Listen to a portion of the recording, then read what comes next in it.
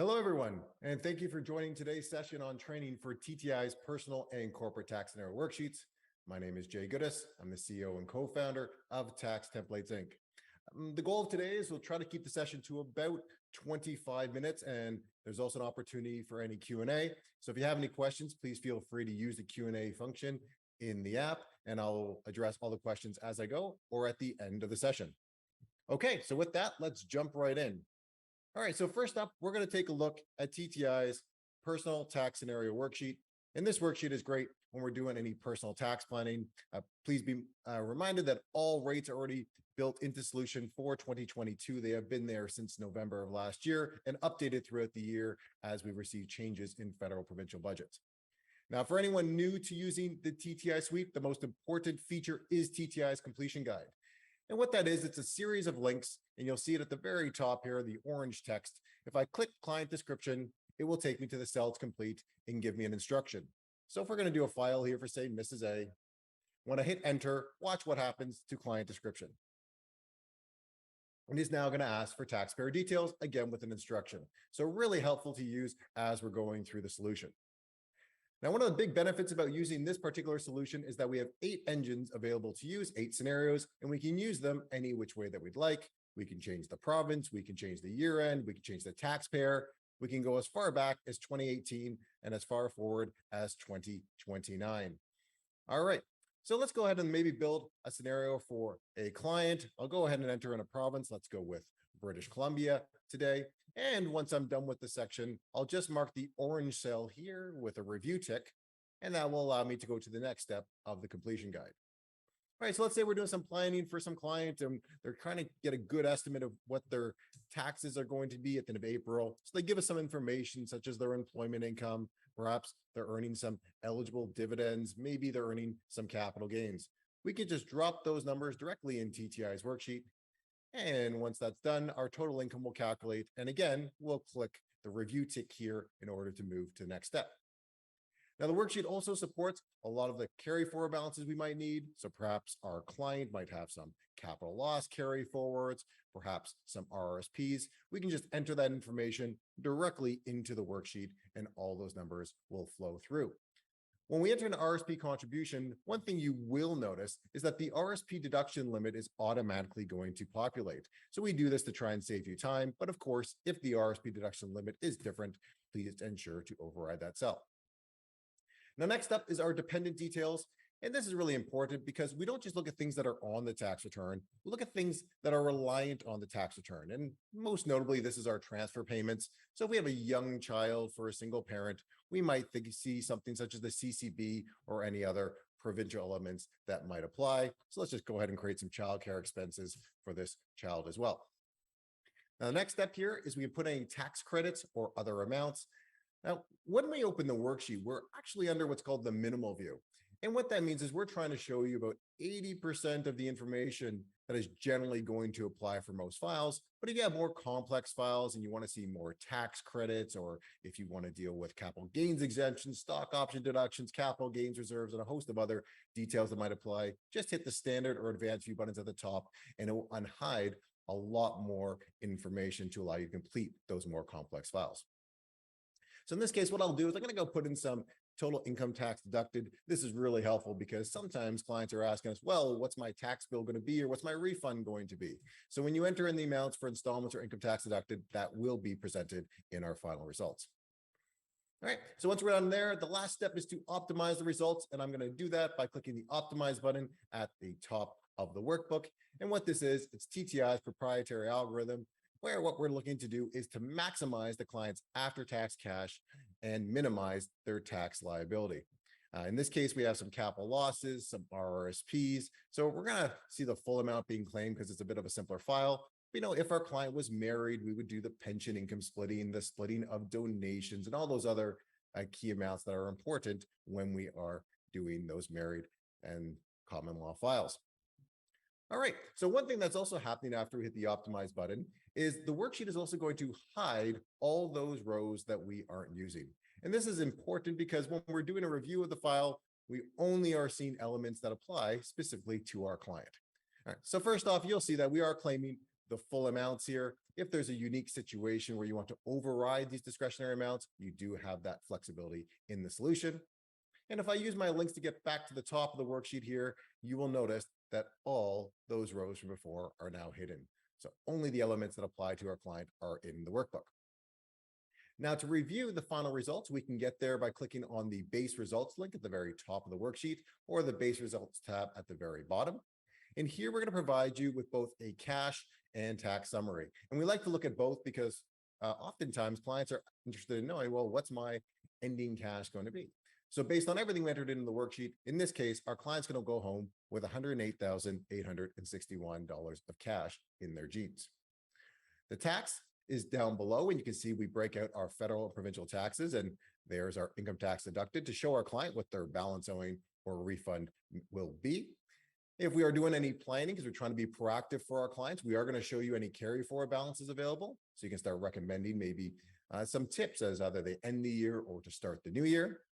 And for anyone interested in the detail, you'll see all the federal tax calculations followed by all the provincial tax calculations. All complexities such as AMT, TOC, rate reductions, health premiums, they're all built into the solution. And if there's any refundable credits or transfer payments, you're going to see that detail as well. In this case, we can see there's our CCB. And you can always use the blue links here to get to different parts of the worksheet nice and quick. So if I hit the 1990, you will see that'll take us right up to our transfer payment amount here. All right, so another cool thing is that all of our worksheets, because there can be quite a bit of numbers and not everyone's a big fan of the numbers, is we have charts. So you can show your clients what you recommend and why, or what the results of their scenario will be. If you go to print anything in TTI Solutions, you will notice all the print previews are already done for us. This is my TTI suite, so it says Tax Templates Inc. on the bottom, but your TTI suite will have your firm logo. If it doesn't have your firm logo yet, please feel free to email that to us at support@taxtemplates.ca, and we'll get that on your solutions right away. Now, a cool feature you may have noticed for anyone who's been using TTI Suite for a while is that when we hit the Optimize button, we actually are only showing you charts that apply to your client. And there's always a minimum of 2 charts that we show. So no longer are you going to see 8 scenarios every single time. We have hidden those when we know you're not using them. All right, so going back to the T1 base tab where we started, a really important feature I think is important to highlight is the name here. So the reason the name is very important is that we actually use the name to help identify future scenarios and to build them much faster. So let's assume that I want to build multiple scenarios for Mrs. A. All I have to do is put Mrs. A's name in scenario 2, scenario 3, and so on. And what you will notice, it's going to copy all the information from the scenario before. And I spoke earlier about the flexibility. So maybe we want to see what happens if Mrs. A earns 125,000 or maybe 150,000. We can do that in the solution. Perhaps we want to see a multi-year plan. What happens in 2023 or 2024? We can do that multi-year plan for Mrs. A. Maybe Mrs. A is thinking about, moving to a different province. Maybe she would like to move out to Newfoundland or Nova Scotia. You can go ahead and just choose any details you like, and the worksheet will calculate all the results accordingly.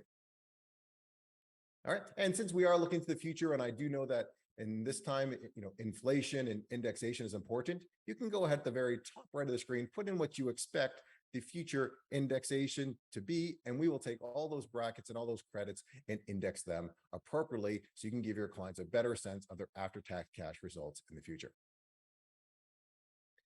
All right, so one more important feature I want to highlight is TTI's T1 marginal tab. So the first thing I'm going to do here is I'm going to click my minimal view button so I can see some information again. And on the screen, you may have seen, and it's hidden at the moment, that there was taxable income of $102,000 for our client. And oftentimes clients will come to us and say, look, here's my current situation. What happens if I do something else? Maybe I've got a rental property and I'm looking to sell that rental property. How much of that after-tax cash am I going to be able to keep?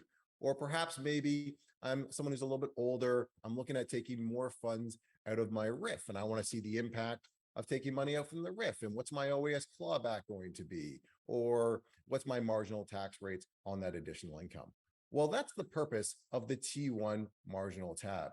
What we're able to do is enter in this additional information, and we will calculate the results for the client at their precise marginal rates. So we're not going to start at 0. We're not going to start at $1 million. This is all custom for our client. So in this case, if you recall on the T1 base tab, we had taxable income of $102,000.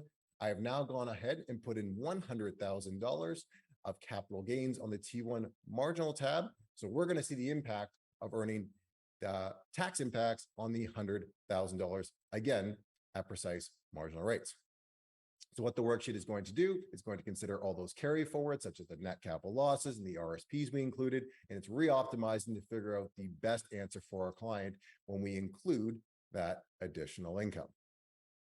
All right, so the worksheet's just wrapping up now with those results. And once it's done, we're going to be able to see all the charts, the results, the total. We can bring it all together, all built for us.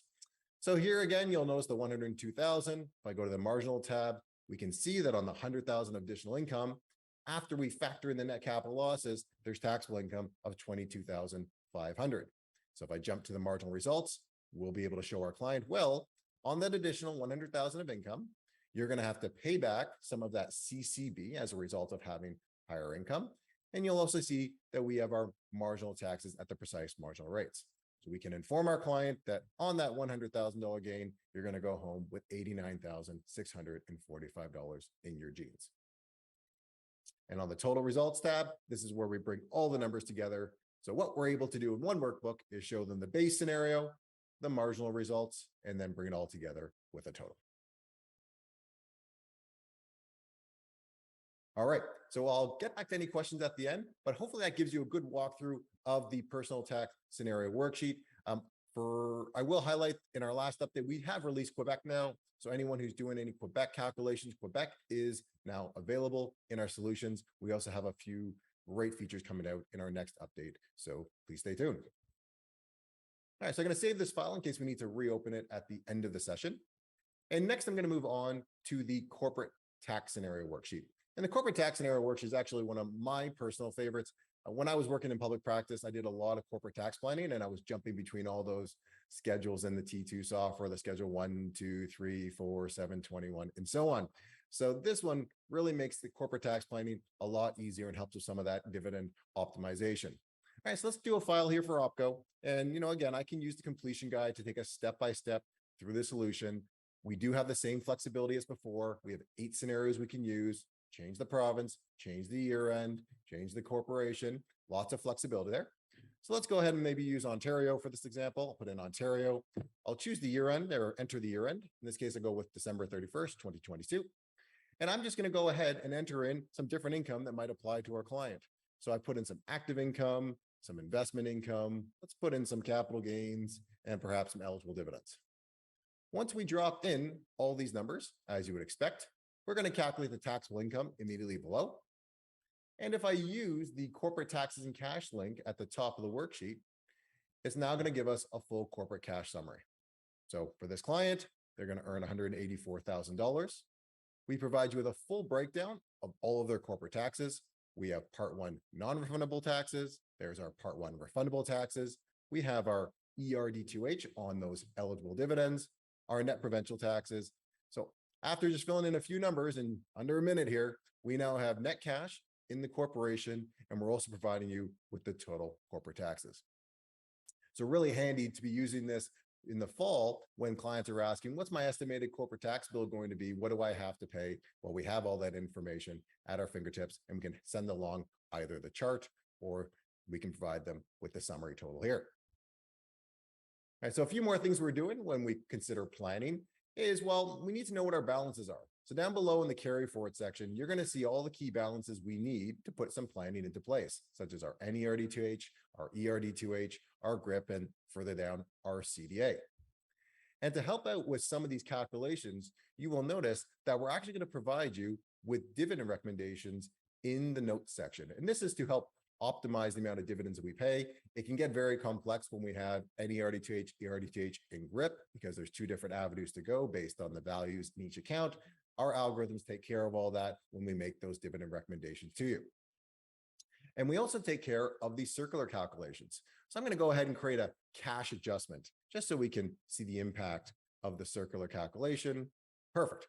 So in this case, you'll notice that we have $21,350 in the corporation, but our dividend recommendation is recommending over $34,000. And the reason it's doing that is that when we pay $10,000 in dividends, we get about 38% back. And then we pay 3,800 and then we get 38% back. And we're in that circle trying to get cash down to zero. The algorithm does that as well. So if I just enter in the numbers directly in the note cell, you'll notice that our cash is going to go directly to zero. Right, so that information is going to be in the note section for you. And if you're ever interested in the amount of dividends to pay in order to recapture all of the dividend refunds, that's also going to be for you in the carry forward section. So again, trying to save you time from doing some of those calculations on your own. Now, another really cool feature about this solution is our disposition donation of capital property section. And this is great when a client might be disposing of, say, land and building, or they're looking to donate stocks. And we want to do those calculations really quickly and accurately. So let's go ahead and just put in a few of those assets now, and we'll see the impact. So let's say our client has land, perhaps they have building and stocks.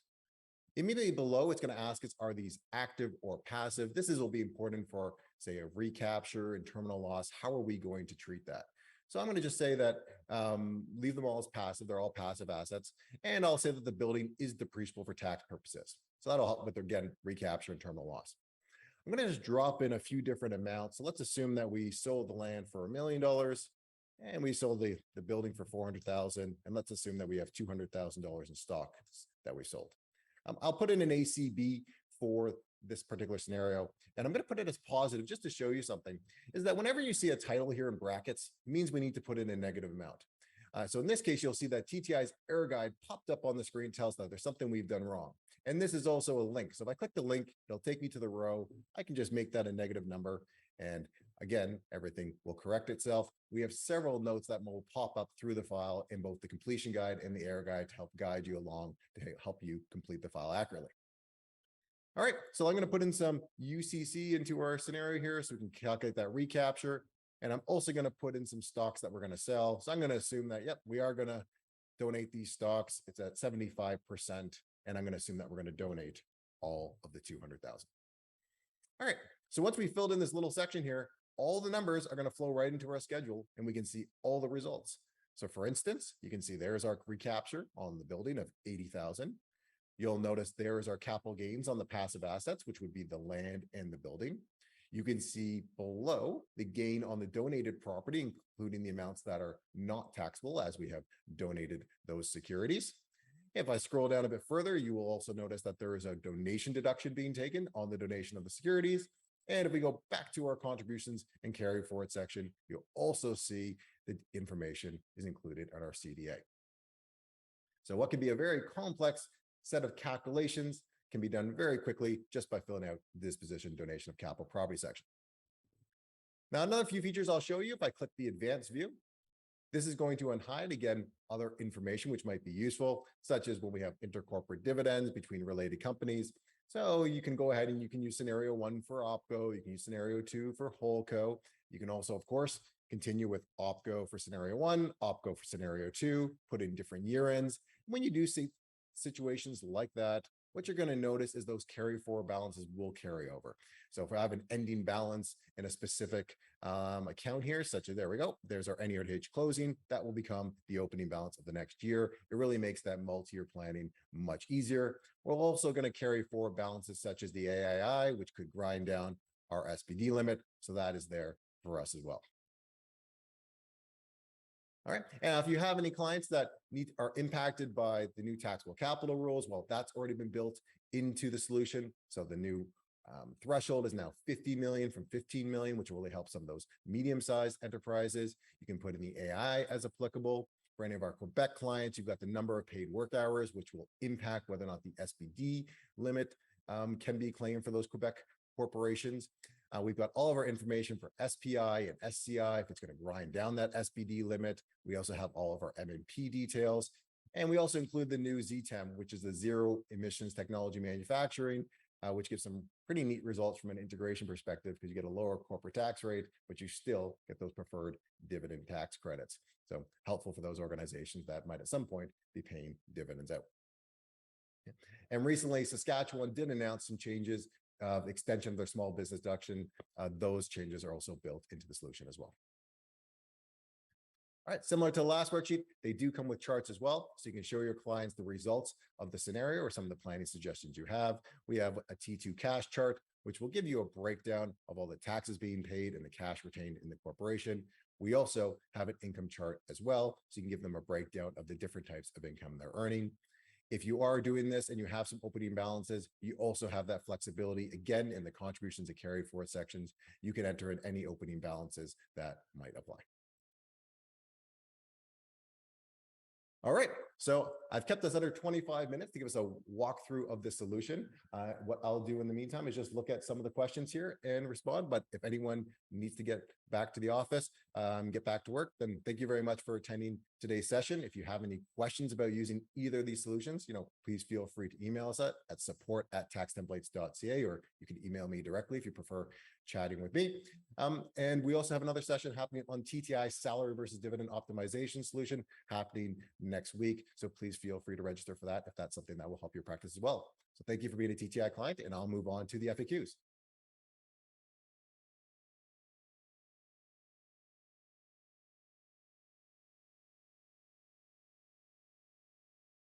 Okay, so some of the questions are coming up about the first solution that we brought up. So I'm going to bring up the personal tax scenario solution one more time.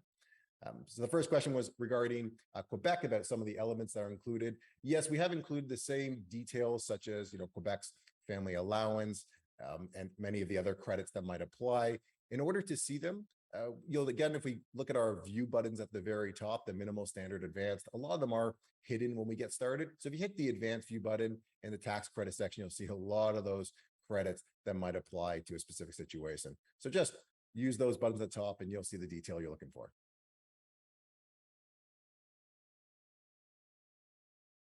Okay, good question. Questions about how do we do capital gains exemption planning in TTI's personal tax scenario worksheet. So I've gone ahead and I've hit the advanced button at the top, which is going to show, again, some of that more complex detail. And the capital gains exemption is actually down below the dependent sections. And I'll show you the fastest way to get there.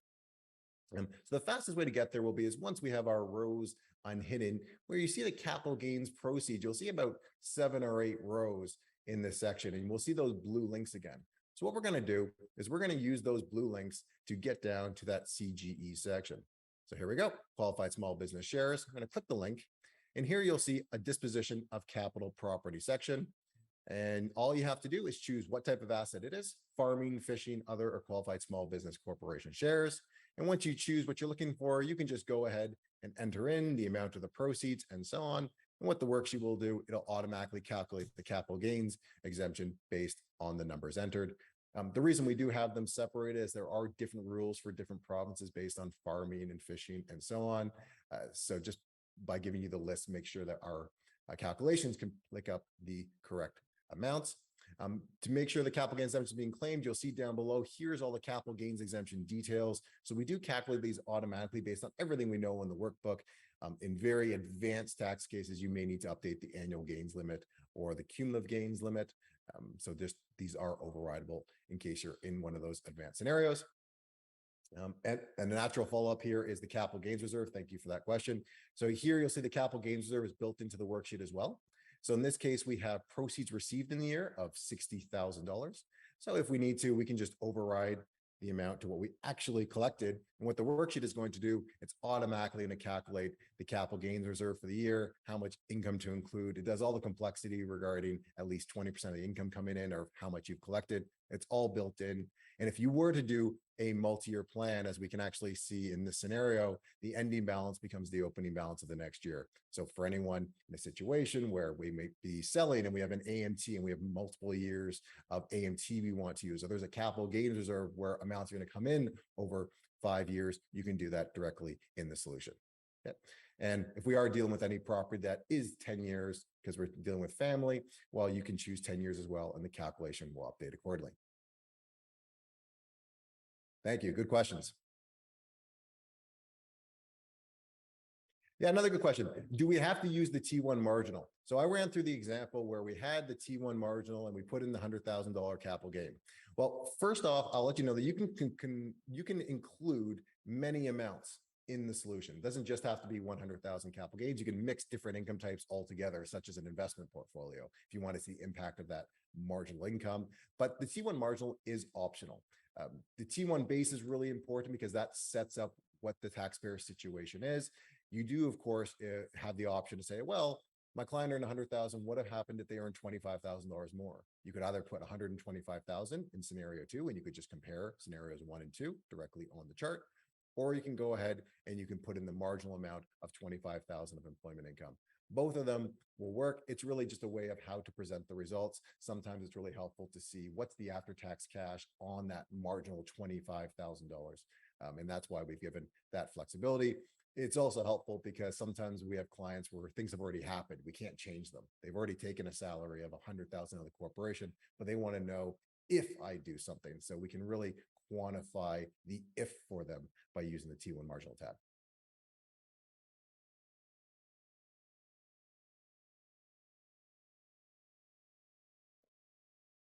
Yeah, so another good question. If you started with only 1 or 2 scenarios and you ran optimization and all of a sudden there was only 1 or 2 charts here, but you want to add more scenarios, how do you get the charts back? Don't worry, that's completely automated. When you build your other scenarios and you hit optimize again, you will see more of the charts automatically populate. So you don't have to worry about making any changes yourself. Just go ahead, update, hit optimize, and away you go.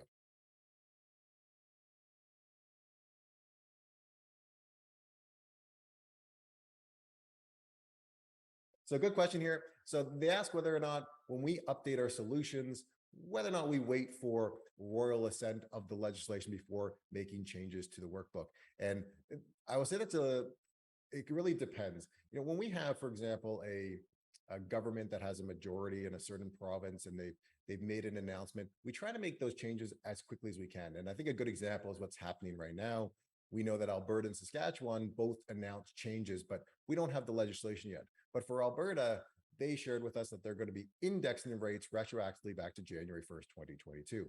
As a planning software, a lot of our clients in Alberta want to be able to do the planning with the rates that we all expect are going to come. So we do make those changes so anyone can do the planning.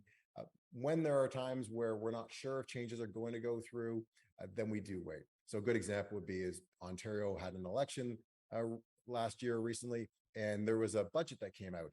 And we did not make any of those changes because it was pending an election. So we really have to use our judgment on a case-by-case scenario. Our preference is to wait for legislation before we make changes. It really depends on the specific scenario. When you receive TTI updates, we do explain to you all the changes that were made.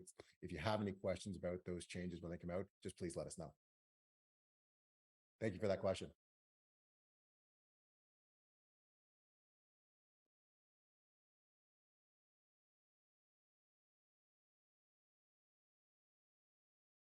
Yeah, so the next question is about overriding some of the amounts solved by the algorithm. So you can do that again in the discretionary amount section right in here. I think just a key to be aware of is that if you want to claim an RSP deduction, for instance, you can't just come down to discretionary amounts and enter the amount because the original calculation was 0. So if you claim too much, the worksheet is going to get angry with us and say there's an error, you put in too much. So you always want to put in the amount you'd like to claim directly in the specific section that'll apply, such as the RSP section here. So putting your numbers in the RSP section first, and if you need to make a change after, you can do it, or you can just put the contribution amount exactly to what you want the deduction to be.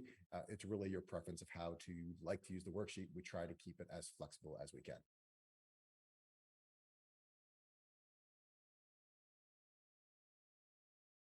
All right. Well, that looks to be all the questions for today. So thanks again for everybody for joining today's session. If you have any questions or about this session or any clarification about anything I spoke about, again, please feel free to email us at support@taxtemplates.ca. Otherwise, thank you for being a TTI client and have a great rest of your day. This is being recorded and we will put it online shortly. Thanks so much.